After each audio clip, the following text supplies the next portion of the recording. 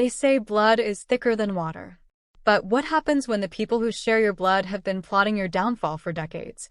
I'm about to tell you how a single birthday gift, a DNA test wrapped in silver paper with a bright red bow, exposed 35 years of lies, destroyed my sister's carefully crafted schemes, and revealed that sometimes the family you're born into is just a group of strangers who happen to share your last name.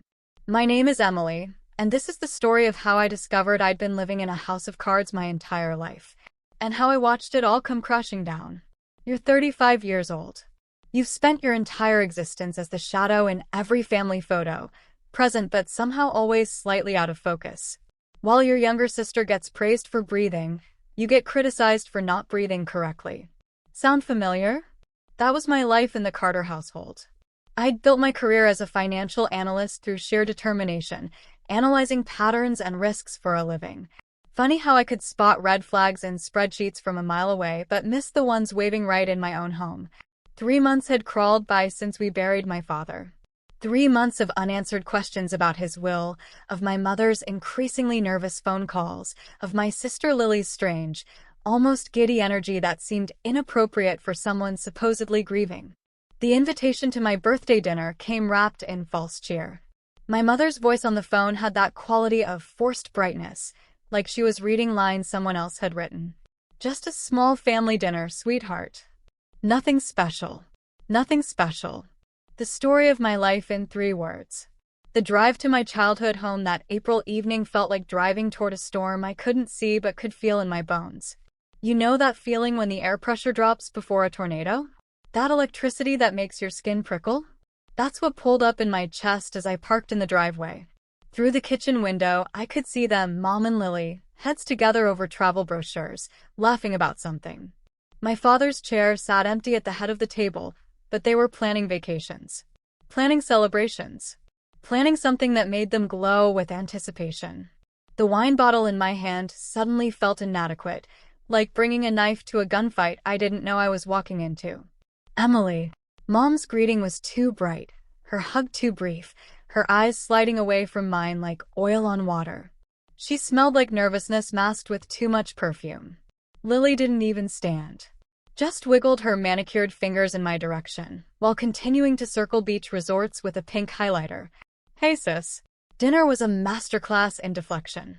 Every time I mentioned Dad's will, why the delay, when would we read it, Mom would flinch and Lily would launch into another story about her promotion, her husband's bonus, her kitchen renovation plans. They kept exchanging these looks. Quick, darting glances that carried entire conversations in a language I wasn't meant to understand. It was like watching a play where everyone knew their lines except me. Then came the moment that changed everything. Lily pushed a wrapped box across the table. The paper was pristine, the bow perfect. She'd put effort into this. Her smile was wrong, though. You know how a cat looks at a bird with a broken wing? That anticipation, that barely contained excitement at what's about to happen, that was Lily's face. Happy birthday, she purred. I got you something illuminating. Inside was a DNA testing kit. One of those ancestry things people use to find out they're 2% Viking or whatever. But the way Lily watched me unwrap it, the way Mom's hands trembled around her wine glass, this wasn't about finding distant relatives. Maybe this will finally explain why you've always been so different from the rest of us, Lily said, her voice dripping honey over poison. You know, why you never quite fit. Don't you want to know who you really are? What secrets might be hiding in those genes of yours? The laughter that followed felt rehearsed. Mom's nervous giggle cracked at the edges. Dad's absence felt heavier than his presence ever had. But it was Lily's eyes that told me everything. This wasn't a cruel joke. This was a chess move, and she thought she'd already won the game. That night, sleep was impossible. I found myself in my childhood bedroom, now a generic guest room, pulling boxes from the closet. My fingers were drawn to an old shoebox I'd never paid attention to before. The dust around it had been recently disturbed. Inside, a photograph that stopped my heart. A man I'd never seen holding infant me, looking at the camera with eyes that mirrored my own.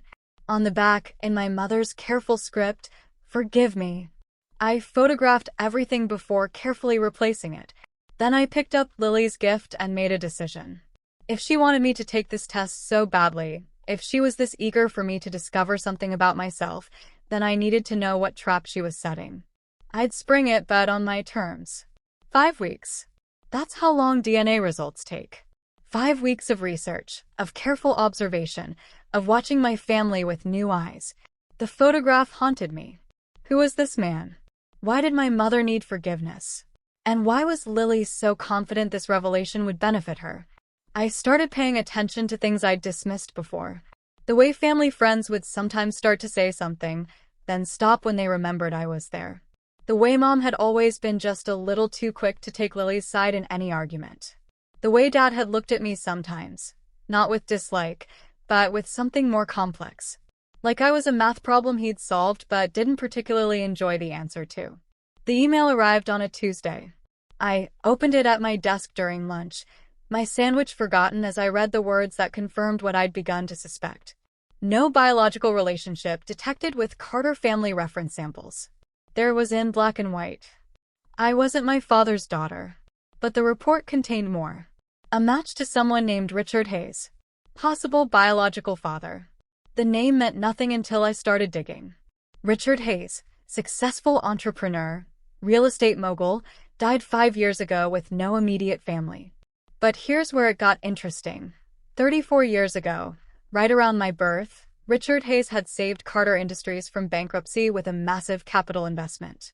The pieces clicked into place like a combination lock opening. My mother had an affair with the man who saved my father's business. I was the result. And everyone had agreed to keep the secret. But that still didn't explain why Lily wanted this exposed now. I screenshot the results and dropped them in our family group chat with 3 words. Anyone want to explain? Mom called within seconds, sobbing, begging me to delete it, to let sleeping dogs lie. She talked about mistakes and forgiveness and moving forward as a family. Not once did she apologize to me. Not once did she acknowledge that I'd spent 35 years feeling like an outsider because of her lie. But Lily's response revealed everything. A text, cold and satisfied, well now you know. Guess that changes things, doesn't it? When I called her, demanding answers, she finally cracked. 20 years, she screamed. I've known for 20 years.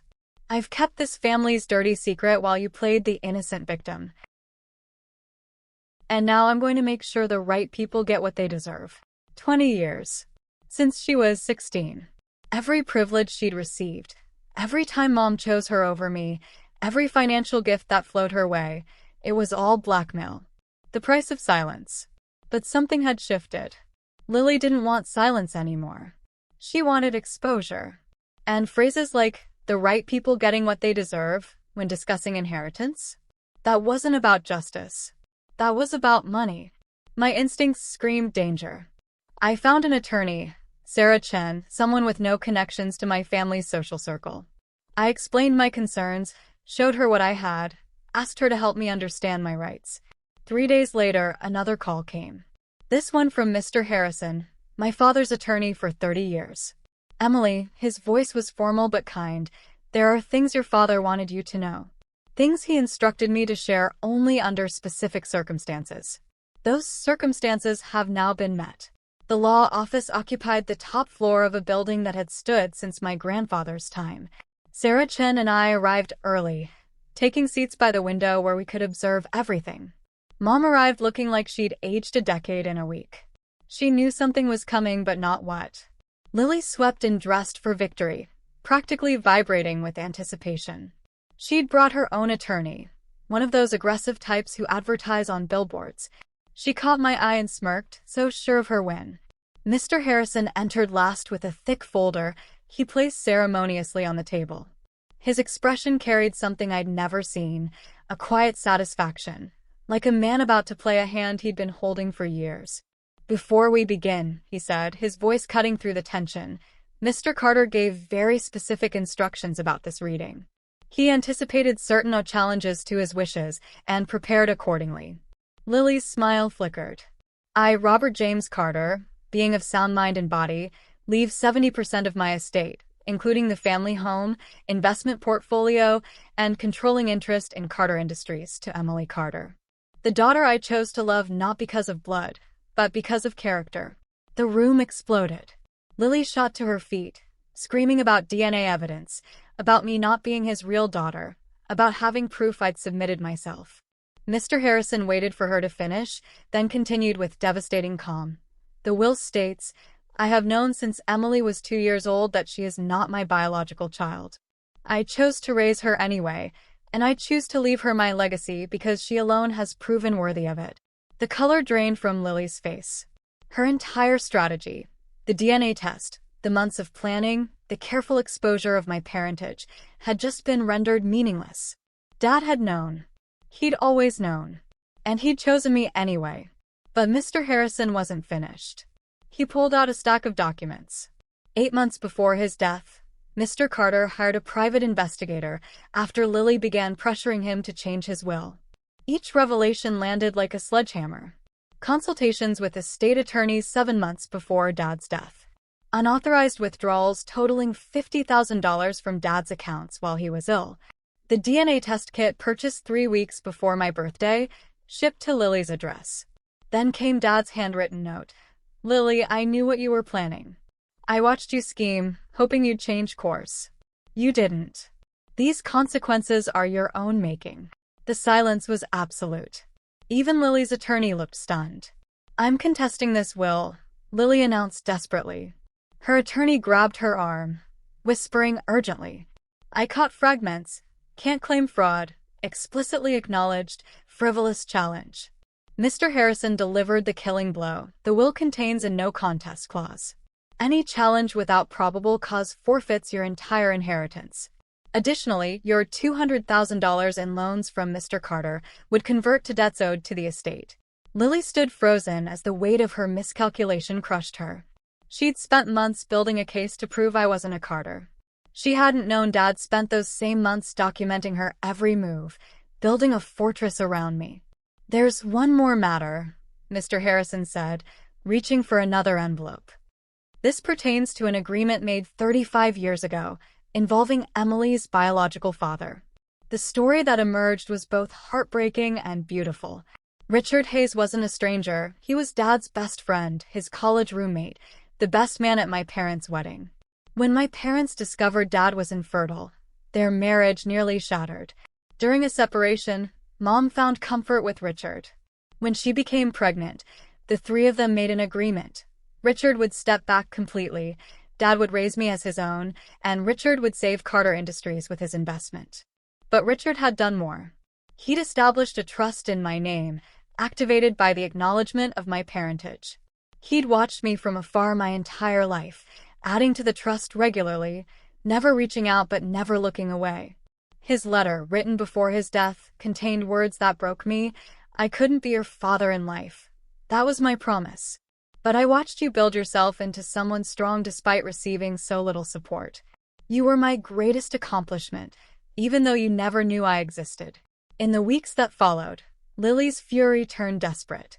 She filed the contest anyway, appeared at my apartment screaming threats, all captured on security cameras, and sent endless messages that ranged from tears to rage. The mediation was swift and brutal. The judge dismissed her contest as frivolous, activated the no contest clause, and converted her loans to debts. In one afternoon, Lily went from expecting everything to owing more than her house was worth. I could have pressed charges for elder financial abuse. Instead, I offered her a choice: repay everything within a year or face prosecution. She'd have to sell her house and start over, but she wouldn't go to prison. For Mom, I established a modest monthly allowance. Enough for necessities, not enough for the lifestyle she'd grown accustomed to. These weren't acts of revenge. They were boundaries with consequences. 3 months passed before I could open the small wooden box Richard had left me. Inside was a watch, worn, simple, honest. The note beneath it destroyed and rebuilt me in equal measure. I wore this every day, Emily. Every time I checked it, I thought of you. This watch counted every hour I wished I could have spent with you, every birthday I wanted to call, every graduation I attended from the back row. Now let it count the hours of the life you deserve, the life you've earned, the life I always knew you would build. I sold the Carter family home without attending the closing. Too many cold memories lived in those rooms. Instead, I bought a cottage, small, worn around the edges, perfect. It had a neglected garden full of potential and a pond where ducks gathered at dawn. I filled it with books I'd always wanted to read. Painted walls colors I loved without asking permission. Learned to garden, making mistakes without anyone telling me I was doing it wrong. For the first time in 35 years, I discovered I actually liked the person I was when no one was telling me I wasn't enough. The Hayes Carter Foundation came next, supporting adults healing from family trauma, providing career mentoring for those rebuilding their lives, emergency help for anyone trying to escape. Every person it helps proves that wounds can become wisdom, that the unloved child can grow up to spread love in ways their family never imagined. Tonight, I sit in my garden wearing Richard's watch, finally understanding the truth. My sister gave me a DNA test to prove I didn't belong. Instead, it proved that two fathers, one who raised me despite the truth, one who loved me from afar, both chose me when they didn't have to. The greatest inheritance wasn't the money or property. It was finally understanding that I was always worthy of love. I just had to stop waiting for the wrong people to see it. If you grew up as the overlooked child, the unfavored one who could never measure up, please hear this. Their inability to see your value was their blindness, not your flaw. Your worth isn't determined by how your family treats you. Sometimes the greatest victory isn't revenge. It's building a beautiful life and letting that be your answer to everyone who doubted you. Healing doesn't require destroying those who hurt you. Sometimes it just means stepping back and letting them face the consequences they created themselves. Remember, secrets built on manipulation eventually collapse. Truth has a way of surfacing. And when it does, those who built their lives on deception find themselves with nothing left to stand on. But most importantly, you are not defined by the family that failed you. You are defined by the strength you found to rise above it, the courage to build something better, and the wisdom to know that real love doesn't require DNA. It just requires choice. And sometimes, the family that chooses you is worth more than the one you were born into. What family's secrets have shaped your life? Have you had to build boundaries with people who were supposed to love you? Your story matters, and you're not alone in this journey of healing and becoming whole.